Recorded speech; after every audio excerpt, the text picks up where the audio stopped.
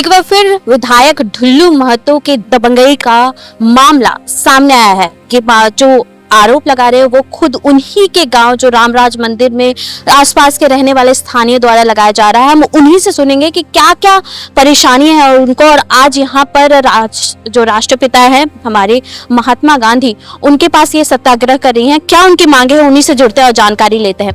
आप लोग विधायक ढुल्लू महतो के दबंगई का एक मामला लेकर सामने आई है, क्या मामला है, क्या मांग?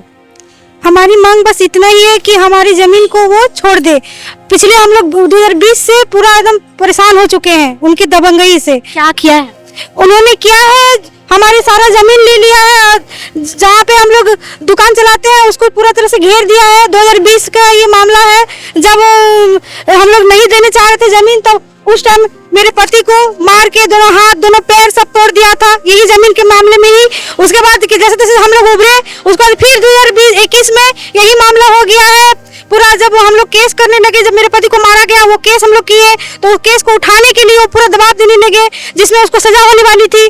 तो उसमें सजा होने वाली थी उनको, तो पूरा जिद ताबड़तोड़ कर दिए। पूरा तेली समाज, पूरा सारा जितना भी हमारे वहाँ के नेता मंत्री सबको लेके, पूरा तेली समाज के सारे आदमी को लेके वहाँ पे राम मंदिर गए। वहाँ सबका सारा सिग्नेचर है कि आज के बाद तुम्हारे जमीन पे कोई कब्जा उब्जा नहीं करेगा, तुम लोग स्वतंत्रता से अपना बेचोगी, प्रसादी वगैरह जो भी है बेचोगी, और कोई तुम लोग को परेशान नहीं करेगा। उसके बाद फिर यही अगले साल फिर वही हुआ।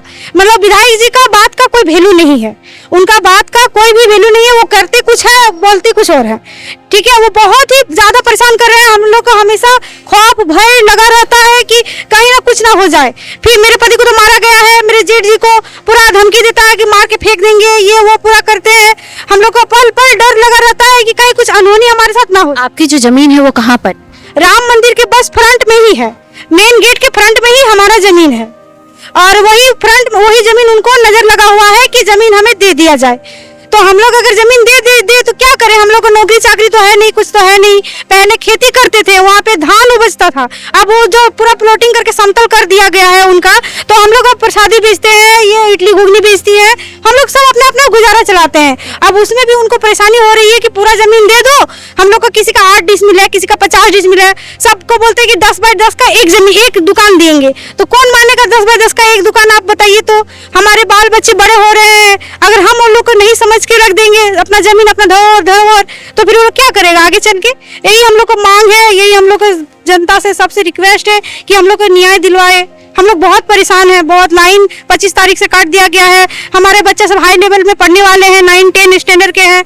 उन लोग को पढ़ने में बहुत ज्यादा दिक्कत होती है, रो देता है बच्चा सब पढ़ने लिखने में, बहुत प्रॉब्लम हो रही है। पानी भी कट गया है। देखिए, हम लोग को पर इतना बीत रहा है कि हर समय हम लोग को धमकी मिलता है कि आप लोग को आज मारेंगे, काल मारेंगे, हम ही मार के खत्म करेंगे अगर जमीन नहीं देंगे आप लोग तो। उसके बदले फिर भी हम लोग नहीं देने खोज रहे, नहीं, फिर भी अभी लाइन काट दिया है, पानी काट दिया है, पूरा हम लोग को तरह तरह से परेशानी कर रहे हैं। लेकिन हम लोग नहीं देंगे। हम लोग अगर अपना जमीन दे देंगे तो हम लोग क्या खाएंगे, कैसे हम लोग रहेंगे, बाल बच्चा कैसे हम लोग देखेंगे? पूरा एड़ी चोटी लगा दिया कि आप लोग को जमीन चाहिए तो चाहिए। इसके लिए प्रशासन भी कुछ नहीं कर रहे। लोग मंदिर के पास दुकान लगाती थी, तो वहाँ पर अब क्या किया जाए?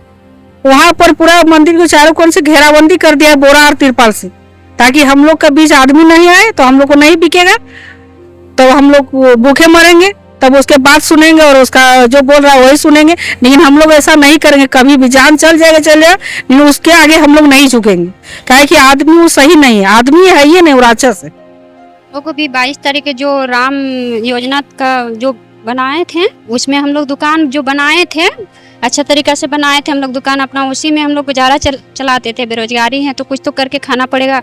लेकिन उस टाइम विधायक जी बोले कि दुकान खोल दो, लेकिन हम लोग बोले, हाथ पैर जोड़ के विधायक जी को बोले कि देखिए हम लोग से ये दुकान और नहीं बनेगा, हम लोग को बना रहने दीजिए, हम लोग एक साइड से दुकान बनाए।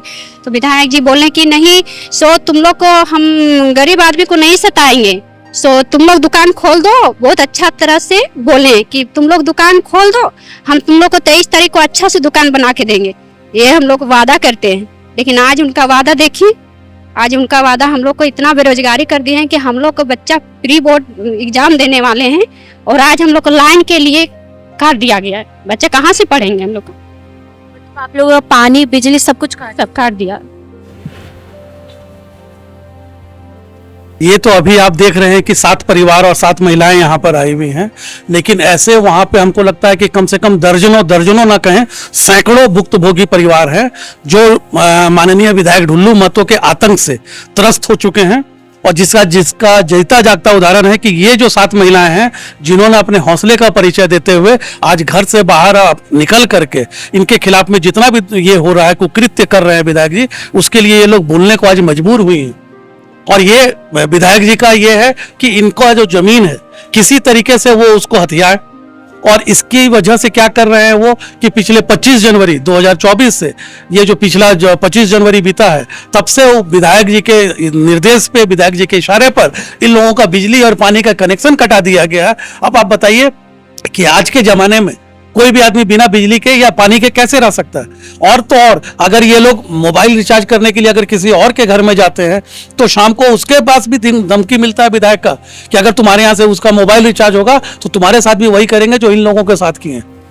मैंने जैसे देखा उनके एप्लीकेशन में उपायुक्त को, फिर मानवाधिकार दिल्ली में भी इन्होंने एप्लीकेशन दायर की है और विधायक के खिलाफ कार्रवाई करने की मांग की है। तो कहीं ना कहीं आप कोई भी प्रशासन इनके सपोर्ट में आया है, कुछ भी इनके लिए कोई भी कार्य कर?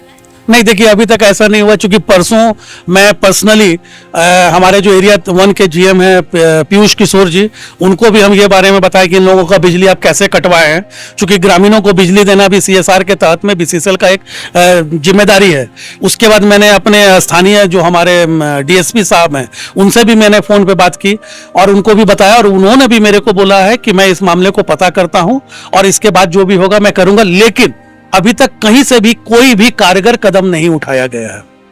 तो जैसे कि आपने खुद महिलाओं से सुना कि वो जो पीड़ित हैं वो उन्होंने बताया कि सारी चीज उनकी जो जमीन है जो सालों साल उनके पूर्वज द्वारा वो जमीन रखी गई थी उसे हड़पा जा रहा है। साथ ही साथ उनके जो बिजली और पानी का जो उनकी बेसिक नीड है वो सब भी तोड़ दिया गया है। और जैसे कि महिलाएं भी बता रही हैं कि उनके बच्चे अभी प्री बोर्ड देंगे, एग्जाम देंगे और बिजली ना होने की वजह से उनको काफी ज्यादा समस्या हो रही है। तो कहीं ना कहीं आप देख सकते हैं विधायक ढुल्लू महतो द्वारा जिस प्रकार से इन्हें प्रताड़ित किया जा रहा है और ये जगह जगह जाकर अपनी मांग जो प्रॉब्लम है उनको भी सुना रहे हैं। ये उपायुक्त के पास भी गए, एसएसपी के पास गए और साथ ही साथ मानव अधिकार जो केंद्रीय मानव अधिकार आयोग है उनके पास भी इन्होंने पत्राचार किया है। और जिसके बाद वो ये मांग कर रहे हैं कि उनका जो अधिकार है उन्हें मिले और उन्हें स्वतंत्र होकर वहां रहने को मिले और वो व्यापार कर सके।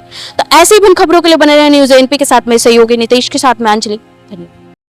अशरफी कैंसर इंस्टीट्यूट सभी सुविधाओं से परिपूर्ण कैंसर चिकित्सा का एकमात्र विश्वसनीय प्रतिष्ठान अब धनबाद में एक ही छत के नीचे सभी प्रकार का इलाज जैसे अत्याधुनिक रेडियोथेरेपी मशीन, साथ में पेट स्कैन, मेमोग्राफी और अन्य सभी प्रकार के जांच की सुविधाएं उपलब्ध। वही तरीका वही इलाज अब अशरफी कैंसर इंस्टीट्यूट धनबाद में।